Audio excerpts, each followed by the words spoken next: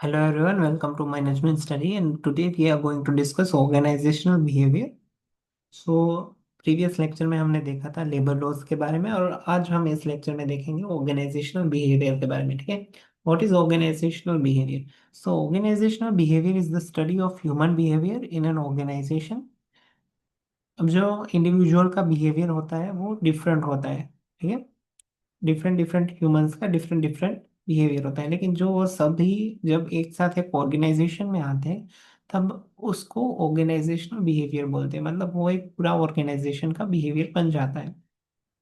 ठीक, so it is all about how individuals, groups and structures affect behaviour within an organisation with the aim of improving effectiveness, productivity and employee wellbeing.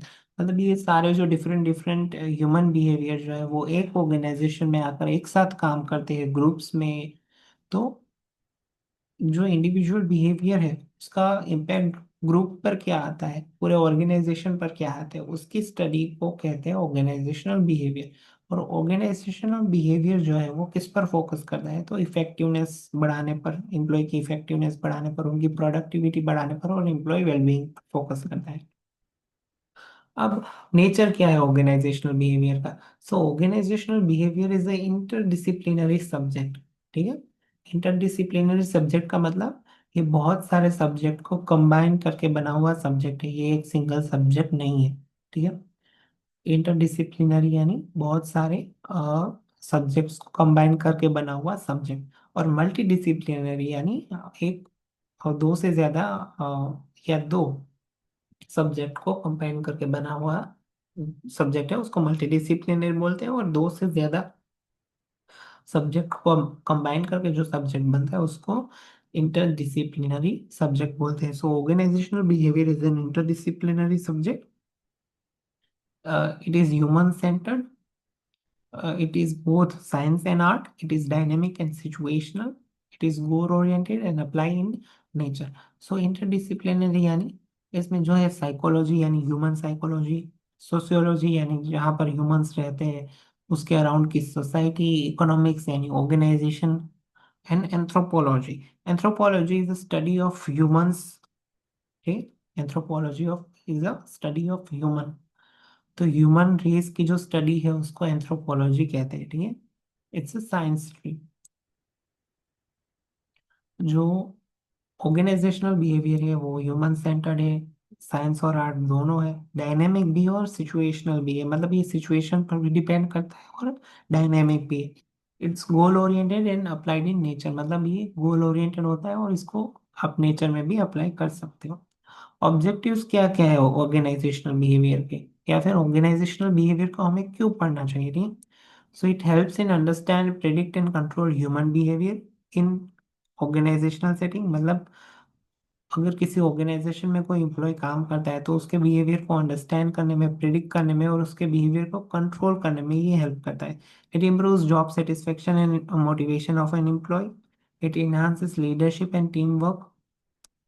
Reduces conflicts and absenteeism. Conflict यानी अगर organisation में कोई भी employ के बीच में अगर conflict हो गया तो ऑर्गेनाइजेशनल बिहेवियर के थ्रू ये इसको रिड्यूस किया जाता है। और एब्सेंटिज्म यानी कि अगर कोई एम्प्लॉय जो है वो काम में इतना ध्यान नहीं दे रहा है या फिर वो इतना इंटरेस्ट नहीं दे रहा है ऑर्गेनाइजेशनल की एक्टिविटीज को, तो ऑर्गेनाइजेशनल बिहेवियर के थ्रू उस एब्सेंटिज्म को आप रिड्यूस कर सकते हो और इस एम्प्लॉय को प्रोडक्टिव बना सकते हो। इट इंक्रीजेज ऑर्गेनाइजेशनल इफेक्टिवनेस, मतलब ऑर्गेनाइजेशन की इफेक्टिवनेस को इम्प्रूव करता है। स्कोप ऑफ ऑर्गेनाइजेशनल बिहेवियर या फिर इसको लेवल भी कहते हैं ऑर्गेनाइजेशनल बिहेवियर में। ठीक है, तो इंडिविजुअल लेवल पे यानी पर्सनल लेवल पर क्या क्या होता है? It is focuses on personal attributes and behaviour like personality, perception, attitudes and values, motivation and learning. मतलब इंडिविजुअल लेवल पर इंडिविजुअल की पर्सनालिटी कैसी है, उसका परसेप्शन कैसा है towards other things and other people, उसका एटीट्यूड क्या है, उसकी वैल्यूज क्या है, उसको किस चीज का मोटिवेशन है जिसके लिए वो काम कर रहा है, what is his learning, his और हर लर्निंग स्टाइल। ठीक है, उस पर बेस्ड होता है। So it's an individual level process. Then second one is group level. इसमें फोकस जो है वो ग्रुप पर होता है। ग्रुप का डायनेमिक्स क्या है, ग्रुप में लीडर कौन है, कम्युनिकेशन कैसा है, पावर और पॉलिटिक्स का क्या डिस्ट्रीब्यूशन है ग्रुप में, कॉन्फ्लिक्ट होता है तो मैनेज कैसे होता है विद इन द ग्रुप होगी। And then third is organisational level, which focuses on the organisation as a whole. ठीक है, इसमें ऑर्गेनाइजेशन का कल्चर कैसा है, स्ट्रक्चर कैसा है, चेंज मैनेजमेंट का स्कोप है या नहीं, स्ट्रेस मैनेजमेंट कैसे होता है, ऑर्गेनाइजेशनल इफेक्टिवनेस पर ये फोकस करते हैं।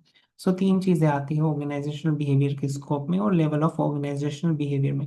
फर्स्ट इज इंडिविजुअल लेवल, मतलब जो पर्सनल पर्सनल जो है वो इंडिविजुअल कैसा है, उसका एटीट्यूड, पर्सनालिटी, परसेप्शन कैसा है।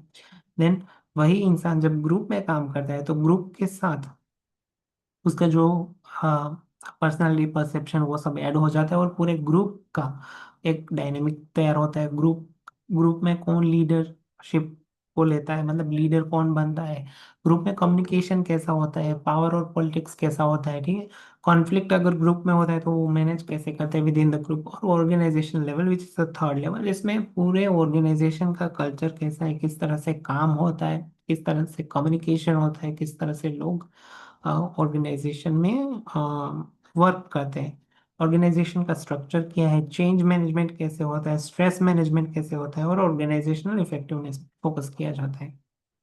What are the key concepts in organizational behavior? So, personality. Personality is a unique set of characteristics influencing a behavior of a person. ठीक है, हम सबकी पर्सनालिटी होती है, सबकी पर्सनालिटी डिफरेंट डिफरेंट होती है। So it's a unique set of characteristics that influencing individuals behaviour. Perception, मतलब हमारा किसी भी चीज के तरफ कैसा परसेप्शन है, हम उस चीज को किस तरह से देखते हैं, किस एंगल से देखते हैं, किस व्यू पॉइंट से देखते हैं, that is called perception.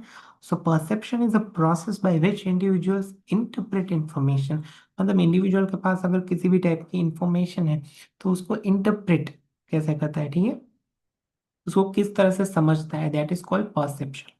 And then motivation, मतलब एम्प्लॉय को क्या मोटिवेट कर रहा है, ठीक है, जिससे कि वो काम कर रहा है। So it force that energise direct और sustain the behaviour of an individual. Then leadership means ability to influence others to achieve goals of an organization. Communication is all about exchange of information for understanding. And organisational cultures, मतलब organisation में जो values है, beliefs है, organisation के जो norms है, that is called organisational culture. Importance of organisational behaviour. Organisational behaviour का importance क्या है? So it improves employ motivation and morale, employ का मोटिवेशन और मोरल को जो है वो इम्प्रूव करता है। It enhances leadership effectiveness, leadership effectiveness को इन्हांस करता है। It reduces workplace conflict, मतलब अगर वर्क प्लेस में किसी भी टाइप का कॉन्फ्लिक्ट होता है तो इसको रिड्यूस करता है।